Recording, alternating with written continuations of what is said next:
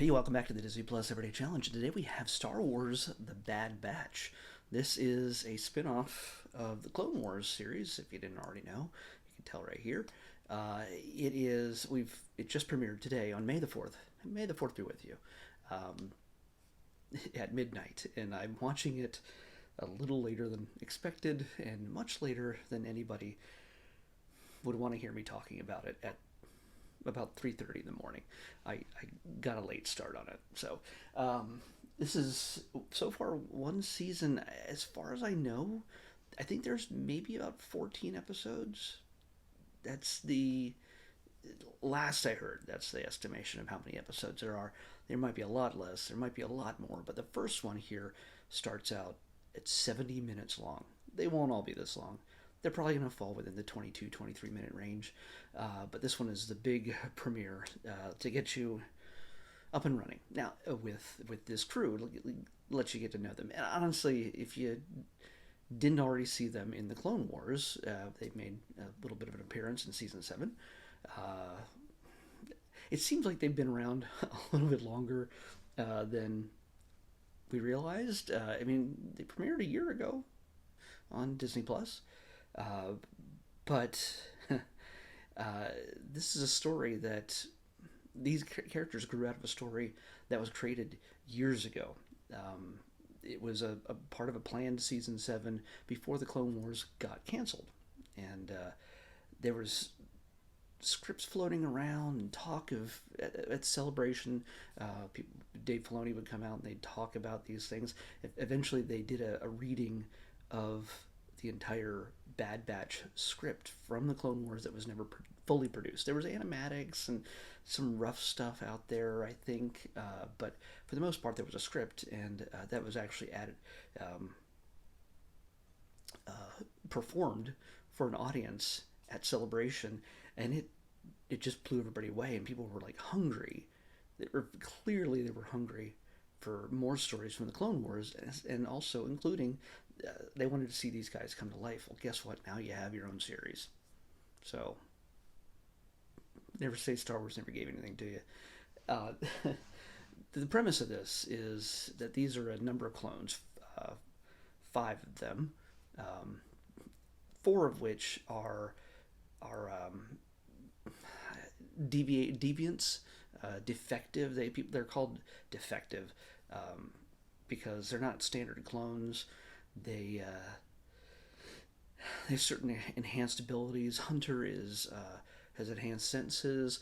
I can't remember all their names. Crosshair is a sniper. Echo is communications kind of guy. He's got the smarts to put everything together. Wrecker is the tough guy. I want to use the Dungeons and Dragons term, but my brain is completely wiped out at this hour. But yeah, he's the warrior. He's the tough guy. He can throw everybody around. He walks right into fire and doesn't even think about it. He just wants to blow stuff up. He's not too bright, and so yeah, they have certain abilities. Oh, and there's a 5th one, which again I'm not going to talk about too much. If you haven't seen the Clone Wars, it's important that you see the Clone Wars, at least Clone Wars season 7 where they're introduced. So yeah, I highly recommend the Clone Wars. You should be watching that before you get around to watching this. But hey, what they run into here in this story, in this episode, and I'm not going to spoil too much. If you're worried about like every single spoiler, well, you shouldn't be watching this before you watch the actual episode. I mean, is it really going to hurt you if you're like, oh, well, I think I need some stranger's opinion on whether this is good or not before I watch it, if you're a Star Wars fan? Come on. I mean, yeah, I've got an opinion, but if you're a Star Wars fan, you're going to freaking watch this. If you're not a Star Wars fan, uh, it's a good time. It's just fun. And I know some people as adults might have problems with animation. Get over it. Just It's honestly, then it's not for you. If animation bothers you, I have some friends who are actually like that. They can't just watch an animated thing without feeling really weird, like they're a kid, like they're being forced to be a kid for some. I don't know. It's just dumb to me. Sorry, friends, but yeah. Anyway, this situation, the Bad Batch is out on a mission when the big event of Episode 3, Revenge of the Sith, happens. Order 66 comes down, and you get to see how they react to the clones all turning against the Jedi and slaughtering them. And you get to see them deal with a Jedi Master and their Padawan, and what they do when it comes down to it, and they have to decide, are they going to follow the orders or not. Because they are defective and they're different. The programming each clone has to follow orders when it comes to Order 66, they have the ability to question it. They have the ability to choose, and most other clones, pretty much almost most other clones, 99.9% of clones don't have that choice. That is what they were programmed to do, what they were made to do, to destroy the Jedi. And we saw characters that we've known for a while in the Clone Wars. Commander Cody turned right on Obi-Wan. They were best friends, kind of thing. And it just kind of went south. So we get to see their story. We get to see see the story of a certain few other characters we recognize from other series. This actually touches on a number of different series and the movies. I'm going to spoil this. It's not a big surprise because it was in the trailer, I think. But Grand Moff Tarkin is the big bad that shows up in this film. Obviously, the Emperor and Darth Vader are otherwise occupied in these moments. But we get to see the speech that Darth Sidious, Emperor Palpatine, gives to the Republic, which is now the Grand Empire. So we get to see that as the clones get updated about what's happening in the galaxy. We see a few other familiar faces which have appeared at different points in the Clone Wars and in film. So that I won't spoil. It's a very small cameo, but we will be seeing that character again. I am absolutely sure. And by the end of this, there's a hint that we'll be seeing somebody else fairly familiar in the next episode. But I don't know who that is just yet. I've literally got off the couch, barely unmessed up my hair. I had pillow head, like you can tell that I fixed anything. And I just did this. So turned on the lights and started talking. So kids are gonna love this. The characters are fun. They're funny. There's lighthearted.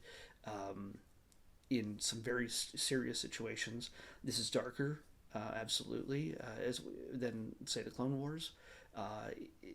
But each one of the series, Clone Wars and Rebels, each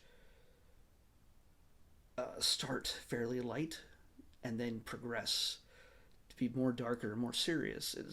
They're kids shows, but they become more mature as they go on, as the viewers would as they start these kind of things.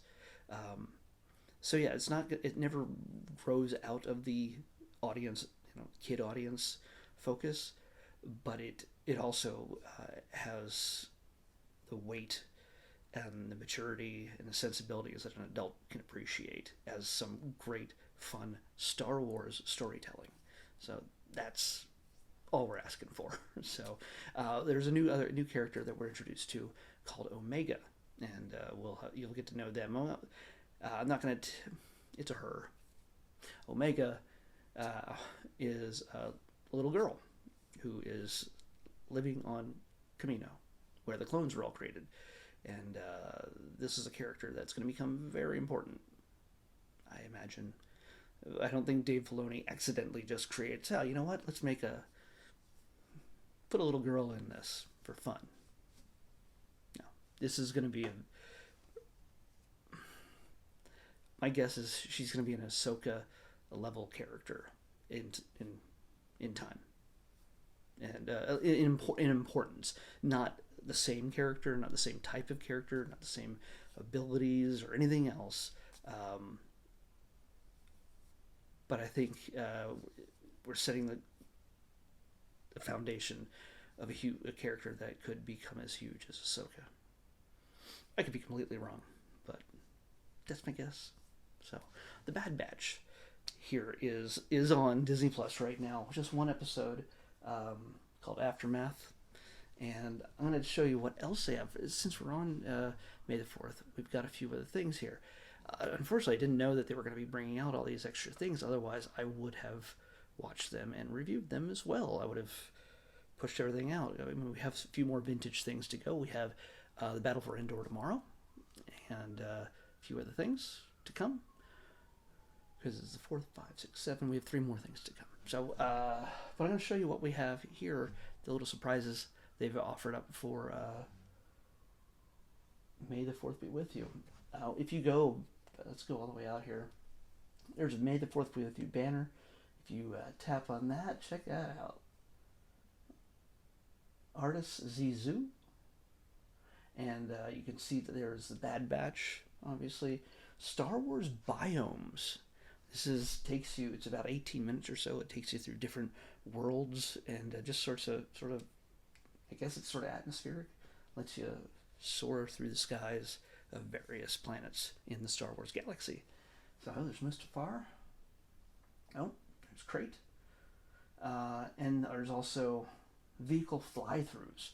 This is a series, and it has 2 episodes so far. I think it's the Millennium Falcon fly-through and a Star Destroyer fly-through. So that's looks like it could be fun.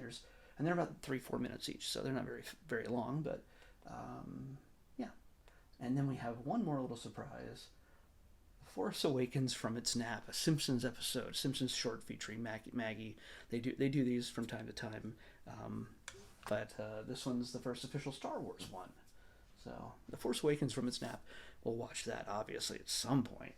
Come on, got to do that. But yeah. So hey, happy 4th. May the 4th be with you. Tomorrow, like I said, we'll be watching Endor, the battle for Ewoks, the battle for Endor. So I'll see you back here tomorrow. Bye. May the Force be with you. And 4th.